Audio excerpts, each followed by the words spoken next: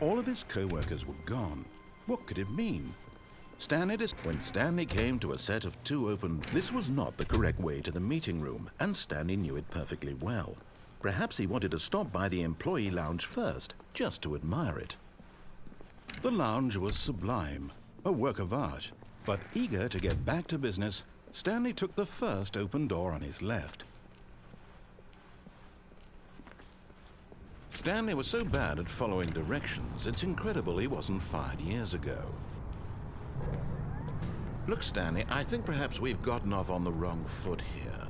I'm not your enemy, really, I'm not. I realize that investing your trust in someone else can be difficult, but the fact is that the story has been about nothing but you all this time. There's someone you've been neglecting, Stanley. Someone you've forgotten about. Please, stop trying to make every decision by yourself. Now, I'm not asking for me, I'm asking for her. This is it, Stanley. Your chance to redeem yourself, to put your work aside, to let her back into your life. That's her, Stanley. Oh, no, you can't. Did you just unplug the phone? No, that wasn't supposed to be a choice. How did you do that? You actually chose incorrectly? I didn't even know that was possible. Let me double check.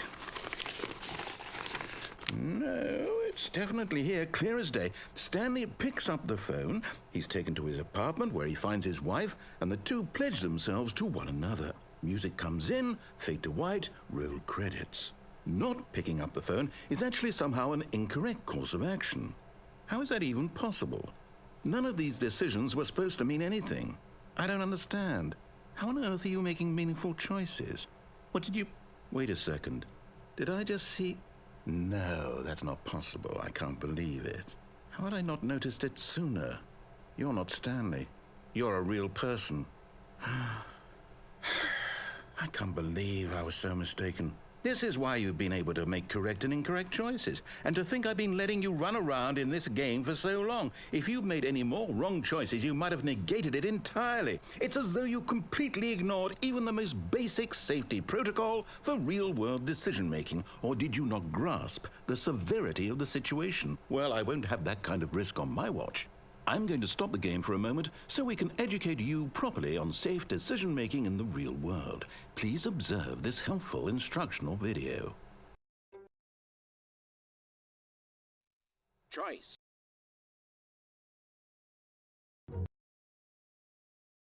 Excellent. Making... Welcome back. You may have noticed that this room has begun to deteriorate as a result of narrative contradiction. But not to worry. Now that you're properly informed on good decision-making, we're going to revisit a choice you made just a few minutes ago and see what the correct thing to do would have been. This way, please.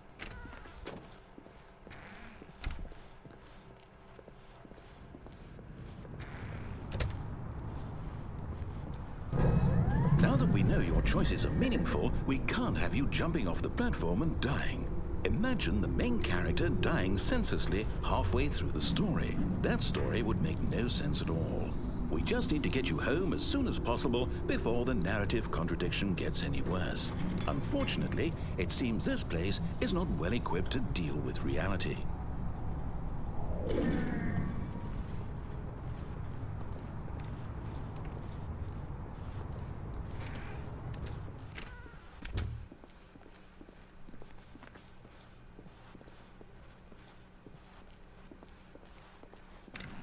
Almost there. You'll take the door on the left, back to the correct ending, the story will have resolution once again, and you'll be home free in the real world. Now remember, all you need to do is behave exactly as Stanley would. That means choosing responsibly and always putting the story first. I'm quite sure you'll be up to the task. Just follow my lead and you'll be fine. All right. When Stanley came to a set of two open doors, he entered the door on his left. No! Why did you do that? Quickly, hurry back in the other direction. Perhaps we're not too late.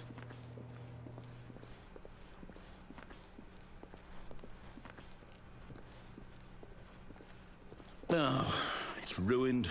I can't believe, after everything we talked about, that my story, you've destroyed my work. Why? For what? What did you get out of that? What did you think was so special about seeing the game undone, left here like so much garbage? It's worthless now. And what am I supposed to do? Even if there were a way to continue, would it be worth it? To know that my story is now incorrect? How can I go back to that? I can't erase that knowledge. I'll have to live with it forever, reliving its impossibility forever. I couldn't live that way. Is it better to shut the game down entirely? To willingly destroy all of my work? I don't know. What's the answer? What do I do? What do I do? What do I... No, I have to. I have to shut the game down. I have to. I have to.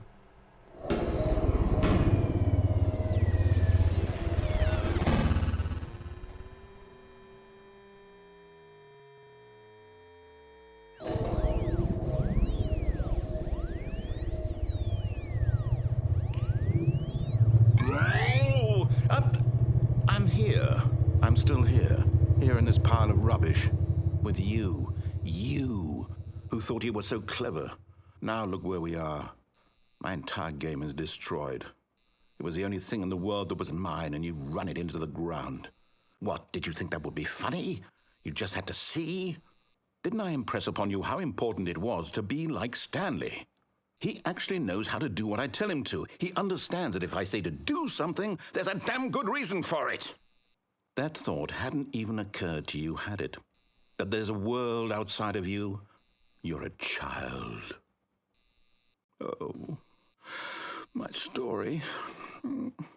If you'd just gone through the door on the left, you would have seen it. There was a whole underground facility. You would have destroyed it and been victorious. It would have been so perfect. I worked so hard on it. I tried so hard.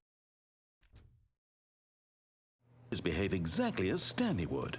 That means choosing responsibly and always putting the story first. I'm quite sure you'll be up to the task. Just follow my lead and you'll be fine. All right.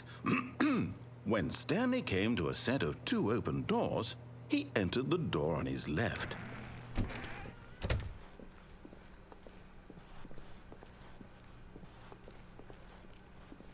Yet there was not a single person here either.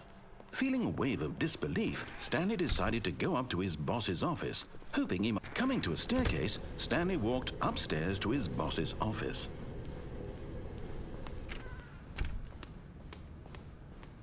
Stepping inside his manager's office, Stanley was once again stunned to discover not an indication of any human life. Shocked, unraveled, Stanley wondered in disbelief who orchestrated this, until he saw the door with a voice receiver next to it. Surely behind this door lay all the answers to his questions. And beyond all probability, he knew the passcode. He had seen it on his boss's computer just last week. Nightshark 115. Was this the code to open the door? Would it still work? There was only one way to find out. Stanley had been trained never to speak up, but now he would draw from within himself the courage to face the unknown. He drew a sharp breath and then spoke the code.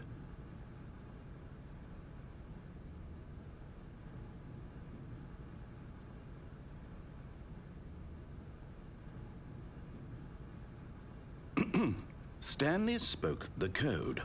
Nightshark 115. He spoke it into the receiver, right there on the wall.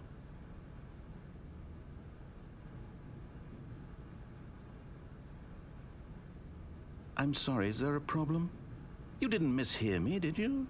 Please speak the code into the receiver. Otherwise, we can't get on with the story. This is a crucial step.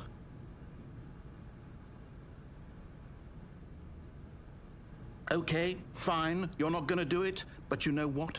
It's pretty humiliating to bring you this far, only for you to suddenly decide you have better things to do. I asked you for this one single thing, for your respect. The kind of respect Stanley shows for his choices. He knows what it means to take a story seriously.